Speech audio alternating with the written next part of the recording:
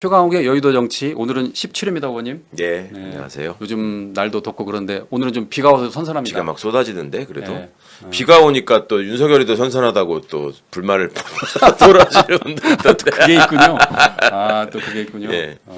지금 에어컨을 설치해달라 뭐 말이 많던데 이게 안 되는 거잖아요. 아니, 형평성. 그럼요. 그리고 네. 설사 물론 이제 저 구속된 피의자나 피고인의 경우에도 인권을 보장해줄 필요는 있죠. 근데 그게 국민들과의 관계에서 어떻게 보일 것인지 또 어떻게 형평에 맞을 것인지 생각해야 되는데 정말로 더운 데는 그 혼자 쓰는 방이 아니라 6명, 8명이 들어가 있는 방이거든요. 그런 구치소? 데다가 네. 구치소 안에 그런 데다가 설치해도 먼저 설치해야지 내란 수괴한테 에어컨부터 설치해 주는 거는 아닌 것 같습니다.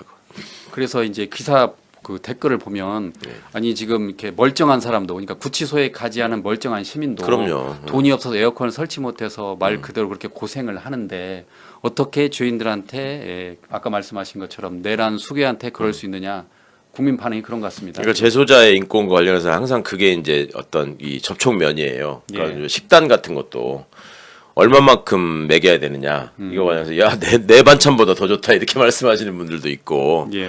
그러니까 이제 그 선을 적정히 국민의 최저생활선 기준 이런 것들을 봐가면서 해야 돼서 쉬운 문제가 아닙니다. 제가 보기엔 그래서 어쨌든 에어컨 설치는 불가능한 걸로 봐도 되는 거죠? 아 그럼요. 예. 네, 그렇습니다. 자, 이제 어쨌든 윤석열 전 대통령 이야기를 추가로 해볼 텐데 지금 구속이 된 이후에도 특검 소환에 불응하고 있습니다. 네. 말 그대로 고집을 피우고 있는데 특검이 그 구치소 직원에게 책임을 묻겠다고 그랬어요. 예. 그러니까 이제 구치소 측에서는 난감해진 구치소에서는 강제 구인을 위해서 그럼 검사와 수사관을 보내라 예. 지금 그러고 있습니다. 예, 예. 그러니까 결국 또 특검도 이게 접견 금지 조치를 내렸어요. 그러니까 윤석열 전 대통령의 변호인을 제외한 외부인과 접견하지 못하도록 친족과 변호인을 제외한 친족과 변호인을 예. 그러니까 말 그대로 특검과 윤석열 전 대통령이 지금 신경전을 벌이고 있는데 이렇게 되니까 또 윤석열 측에서 구속 적부심 청구를 신청했습니다. 예. 그러니까 본인의 구속이 적법한지 좀 판단해 달라는 건데 어떻게 보세요? 윤석열, 김용현은 지금 그 법비들의 도움을 받아가지고 할 수 있는 모든 절차를 지금 다 동원해서 하잖아요. 예. 또 기피 신청이나 안 할까 모르겠는데 그냥 하는 수법이고 그냥 수작에 불과한 일이고 그 뭐 고집을 부린다라기보다는 완전히 나는 법을 지키지 않겠다라는 선언인 거죠. 예. 그리고 다른 사람 본인이 검사이고 검찰총장 할 적에 저를 포함해서 본인이 입건해서 피의자로 만들어 놓고 얼마나 많이 여러 가지로 모욕을 주고 괴롭히고 귀찮게 했습니까? 근데 나는 거기 응하지 않겠다, 당하지 않겠다 이런 모습을 보이는 게 이자가 얼마나 이제 그 죄질이 나쁜가 이런 점을 그냥 입증하고 있는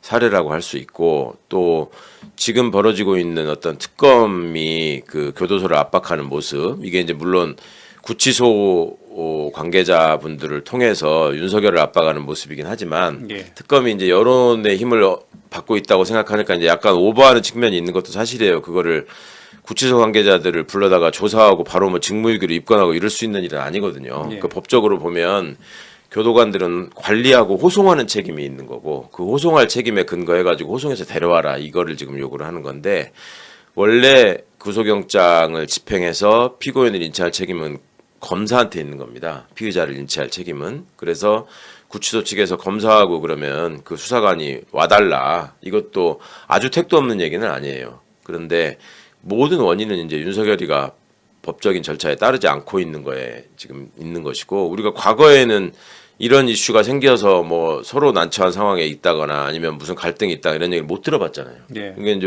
오로지 대통령 검찰총장을 지내고 대통령을 지냈다는 윤석열이가 지금 벌이고 있는 일이라서 얼마나 이자가 하여튼 그 특권 의식을 갖고 있는가 그리고 본인 스스로 지금 상황을 어떻게 이거를 호도하고 또 왜곡하려고 하는가 이런 것도 꼭 잊지 않으셨으면 좋겠습니다.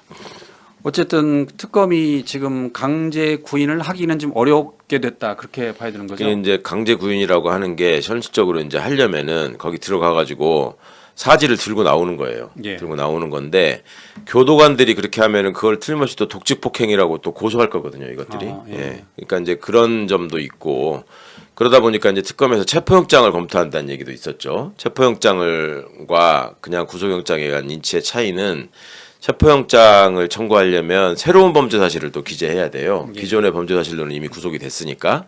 그러면 새로운 범죄 사실로 체포영장을 예를 들어 청구해서 발부가 된다 그러면 그거는 수사관들이 직접 가가지고 체포해서 끄집어낼 수 있기 때문에 예. 그 체포영장 얘기도 좀 흘리고 했던 건데 그것도 현실적으로 쉽지는 않을 거고 이제 저런 식으로 모든 법적 절차에 응하지 않겠다라고 입장을 정한 것 같아요. 과거에 이명박 박근혜도 비슷한 짓을 했고 그거에 대해서 윤석열이 굉장히 비판적인 입장을 보였던 걸로 알고 있는데 이제 본인이 그 일을 당하니까 똑같은 짓을 또 하고 있는 이런 이율배반적인 모습을 보이는 거고 지금 내란 특검 아니라 다른 특검들도 다 윤석열을 조사해야 되잖아요. 예. 근데 거기에도 이제 저렇게 나올 가능성이 좀 높아진 거죠.